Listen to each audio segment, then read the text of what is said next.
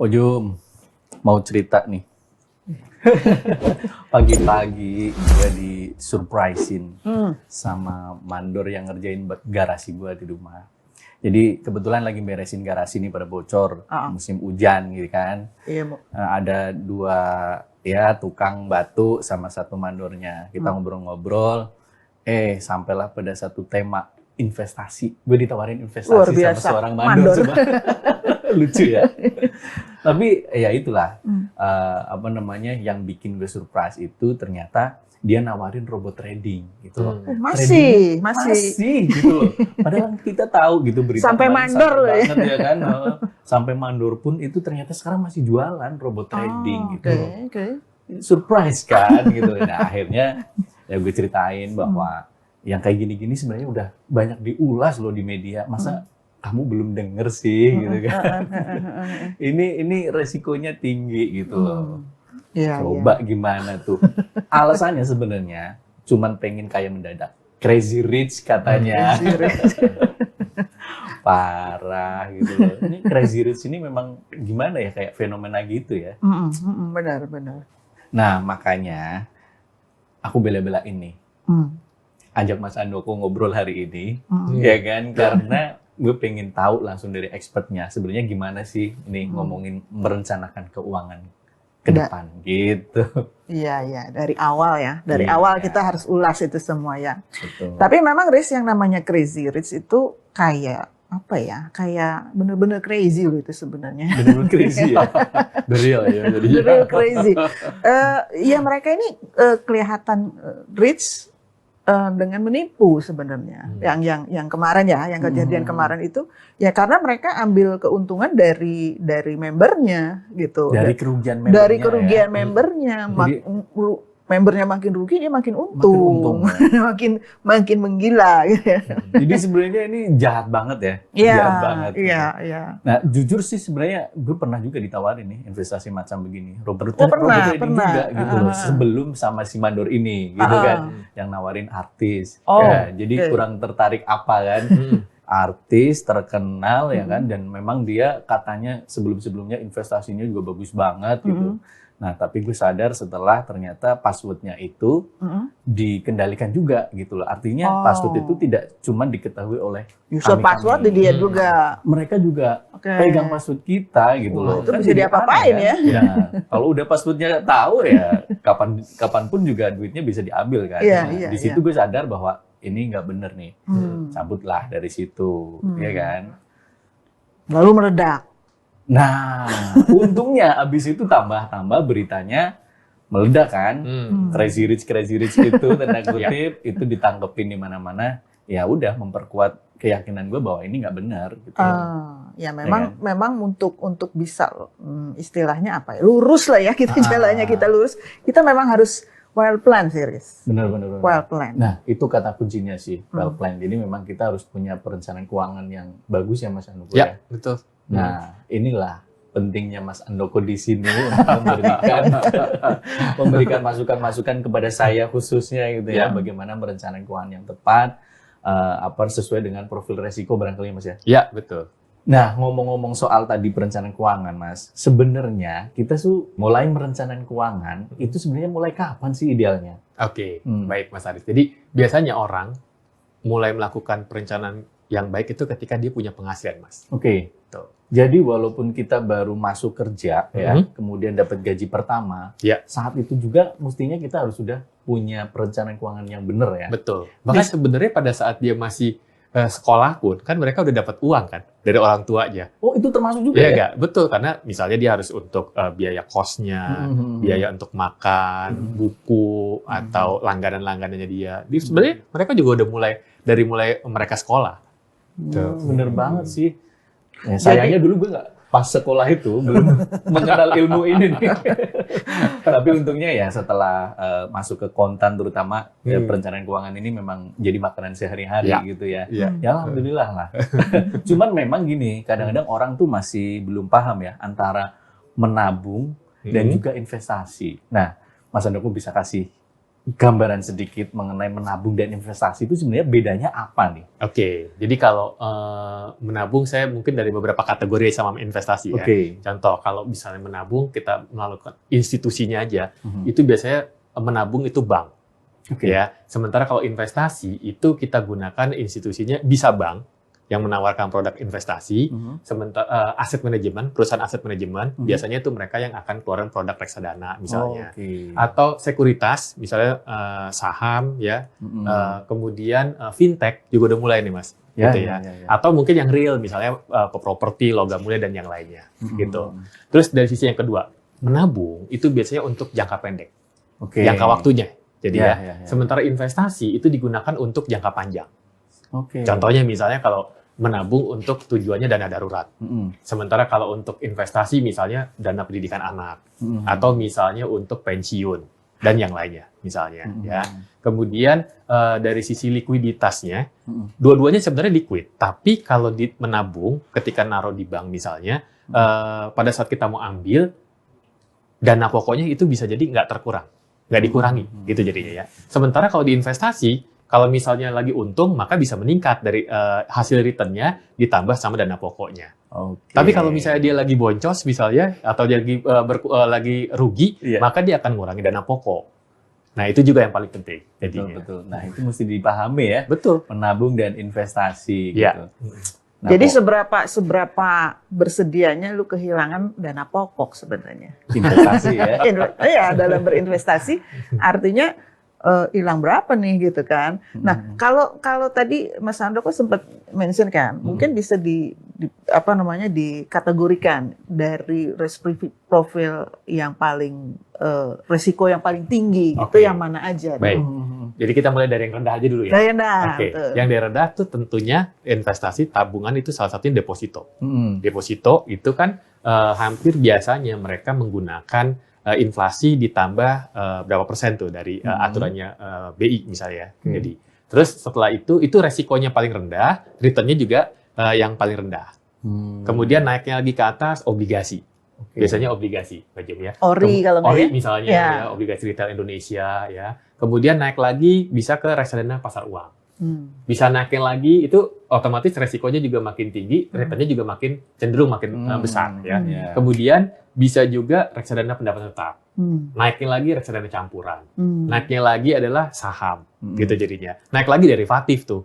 Nah, seringkali orang Indonesia begitu investasi masuknya ke derivatif gitu kan jadinya. Seperti tadi Mas bilang, kalau derivatifnya benar, kalau misalnya model kayak money game gitu kan jadinya. Derivatif itu contohnya kayak forex. Betul, gitu ya, salah satunya. Kripto masuk derivatif juga nggak? Salah satu menurut saya dia masuk ke mana tuh ke derivatif. Walaupun dia juga bisa masuk kategorinya ke investasi real sebenarnya kan dia kan kayak LM kan misalnya, contoh Bitcoin gitu.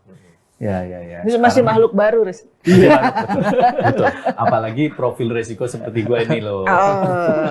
Jadi kalau misalkan investasi, gue tuh takut banget kalau misalnya kehilangan atau rugi gitu loh. Jadi sebenarnya kalau ngelihat tadi penjelasan Mas Handoko, cocoknya kayaknya deposito ya. Jadi investasi dengan risiko mini ya. Ya, itu salah satunya buat orang yang resikonya maunya yang rendah gitu jadinya. Jadi taruhnya di deposito. Tapi ya konsekuensi suku bunga ya segitu ya. Betul. Jadi namanya resikonya rendah juga memang returnnya ya. Itu yang namanya high risk high gain. Oh iya. Iya kan? Sebenarnya yang lebih tepat high risk expected high return. High risk expected. Kalau saya mau lakukan investasi yang resikonya lebih tinggi, saya berharap returnnya lebih tinggi gitu jadinya. Nah, bukan high risk high return. Kalau high risk high return tuh kalau saya nempatkan pada sebuah instrumen investasi yang resikonya lebih tinggi, saya pasti dapat ini dong, return yang tinggi. Faktanya high risk no return gitu kan. Tapi kalau yang deposito tadi berarti masuk ke kategori yang mana, Mas? Yang risk profile-nya rendah, tapi return-nya juga dia bisa memang yang kategori sesuai dengan aturan dari Bank Indonesia misalnya, gitu. Oke. Nah, tapi sebenarnya bisa digabung juga ya, Mas ya. Kalau misalnya pengen, kan orang maunya semua ya, pengen pengen returnnya nggak tinggi tapi resiko rendah, itu gimana tuh mengelola resiko ini? Oh, jadi salah satu cara untuk meminimalisir resiko kita harus lakukan diversifikasi. Oke. Gitu kan, karena kalau diversifikasi kan jargonnya don't put your egg in one basket. Betul. Gitu kan, jadi jangan taruh di satu semuanya di satu keranjang gitu kan. Hmm. Contoh misalnya saya punya uang 100 juta, saya bisa taruh 50 juta di tabungan atau di deposito misalnya, 50 jutanya lagi di obligasi retail Indonesia misalnya, di ORI ya. Artinya gini, kalau misalnya suku bunga naik, orang yang tabungan deposito senang kan? Dia nggak jadinya karena naik returnnya gitu kan. Tapi orang yang punya obligasi belum tentu senang karena dia valuasi obligasinya bisa turun. Kuponnya tetap sama gitu kan jadinya tuh. Atau misalnya seseorang taruh di tabungan deposito, dia taruhnya di saham misalnya ya. 50% misalnya. Sama juga kalau misalnya tabungan deposito kan kalau bunganya naik dia akan dapat nilainya bagus ya. Dana pokoknya akan nambah dari bunganya. Tapi kalau di saham misalnya dia bisa kalau bagus returnnya dia akan naik. Tapi kalau dia turun kan bisa ngambil dari modal pokoknya. Gitu jadinya. Itulah makanya don't put your egg in one basket gitu maksudnya. Iya. Artinya lu bisa sih sebenarnya kalau misalnya kan sekarang ini Indonesia inflasi belum tinggi ya Mas, belum kelihatan tinggi ya. Saat ini di level 3%. 3%. Iya. Nah, kalau misalnya dia si Aris ini naruhnya di tabungan aja, itu kan lama-lama kayaknya kok nggak kesana kesini ya duitnya. Iya, betul. Karena tabungan kan lebih rendah kan. Mungkin di level sampai 1% kan ya. Tabungan. Saat ini ya. Iya, betul. Nah, Mas Ando kok ini ada fenomena baru lagi nih. Ini kan di online, ini kan sekarang banyak bank digital. Betul. Bank digital ya atau bank-bank lain juga ya. Menawarkan suku bunga tinggi. Iya. Nah, itu gimana tuh resikonya nih? Oke. Di Indonesia kalau teman-teman kita naruh uang di satu institusi misalnya di lembaga perbankan misalnya, maka harus lihat apakah dia masuk kategori LPS apa enggak. Betul. Apakah investasi itu masuk ke dalam lembaga penjamin simpanan gitu kan jadinya. Karena kalau misalnya dia tidak masuk ke lembaga penjamin simpanan bisa jadi nggak dibayar. Nanti bisa terjadi sesuatu dan biasanya kan mereka ada patokannya kan ada 2 miliar kan biasanya per nasabah per bank gitu karena jadi bisa mereka, nyebar-nyebar ya. Betul. Dan mereka ada di LPS itu ada 3T kan prinsipnya. Pertama adalah tercatat, yang kedua adalah tidak melebihi dari suku bunga yang ditentukan, yang ketiga tidak merugikan pihak banknya. Gitu. Artinya si nasabah ini pada waktu dia melihat suku bunga tinggi ada risiko sebenarnya ya. Betul. Bahwa si bank ini semoga-moga banknya masih bagus, sehat gitu kan artinya, tapi itu ada risiko walaupun paling rendah tadi di deposito gitu kan kayak gitu, Riz. Aduh, gimana Riz? Jadi mau yang mana nih Riz? Iya. Kalau profil resiko gue ya bener banget sih kayaknya cocoknya deposito ya. Kalau saham kayaknya belum nih, kayaknya naik turunnya gue bakal les-lesan gitu. Deposito tapi memang tadi ya harus yang terdaftar di istilahnya terdaftar atau peserta ya? Peserta di lembaga penjamin simpanan gitu ya. Kemudian juga memang diawasin oleh OJK ya. Mas Andoko mungkin bisa diceritakan nih manfaat utama dari deposito ini apa gitu kayak mungkin bisa diceritakan kayak gitu ya. Jadi buat individu atau keluarga ketika seseorang punya deposito yang pertama digunakan sebagai dana darurat.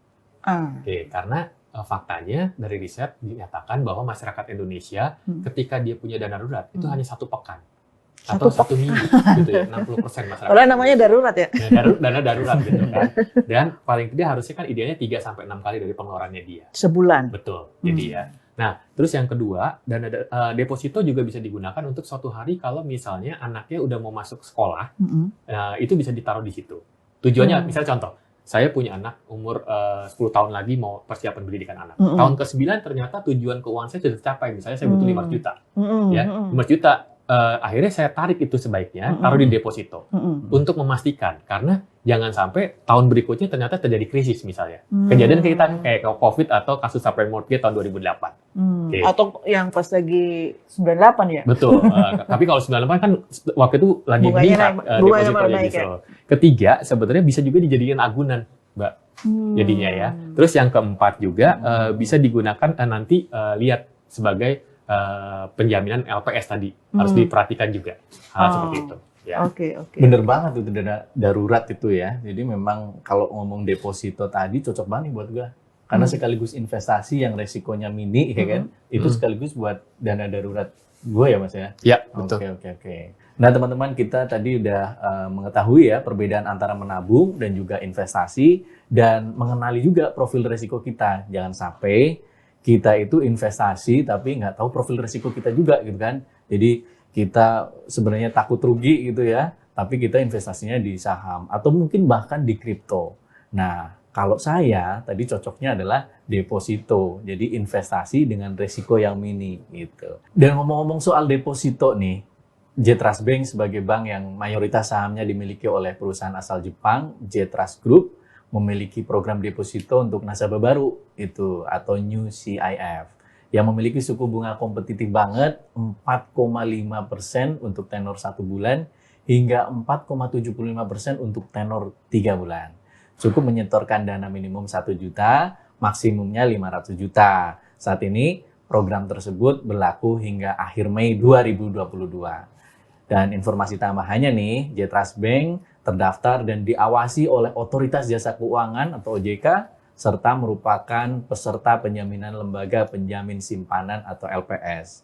Informasi lebih lanjut cek di deskripsi ya. Ini seru banget memang pembicaraan kita ya, Riz ya. Tapi sayang banget nih Mas Andoko ini sibuk banget. Makasih banyak untuk ketemu di sini. Kita dapat banyak insight dan tips lah untuk bisa well plan. Kita memang harus menyelesaikan pembicaraan kita hari ini. Tapi jangan khawatir, kita akan hadir dengan spesial podcast berikutnya. Siap. Tentunya akan membahas banyak tips dan membahas masalah investasi. Dengan kita pasti mengundang financial planner yang kredibel lainnya ya, atau Mas Andoko juga ya. Kita lihat lah. Tapi teman-teman jangan lupa untuk klik subscribe Konten TV, like dan juga share konten ke teman-teman kamu semua.